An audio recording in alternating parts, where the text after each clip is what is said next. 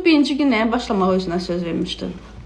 İngilis dilini öyrənmək, hər səhər qaçmaq, idman etmək, diyeta saxlamaq və maraqlıdır ki, başlamısanmı? Yoxsa bu dəfə də oktyabrın 1-nə saxladın.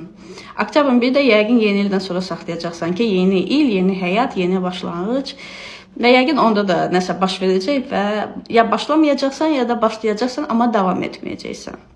Əslində bunun səbəbi nədir? Əslində bu niyə daima belə baş verir? Niyə biz daima bunu uzadırıq?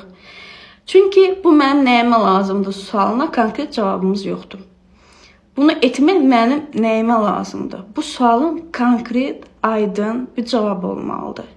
Bu olandan sonra siz nə birinci günü gözləmək istəyəcəksiniz, nə ayın birini gözləmək istəyəcəksiniz. Çünki artıq buna hövsələniz çatmayacaq ki, bu mənə lazımdırsa, mən bunu günü bugün başlamaq istəyəcəm.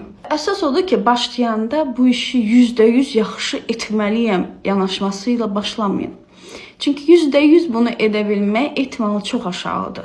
Bu cür yanaşsa siz bu işi ya başlamayacaqsınız, ya da yarımçıq, yarı yolda qoyacaqsınız. Əgər bu işi %70 edə bilirsinizsə, bu artıq yaxşıdır, artıq gözəldir.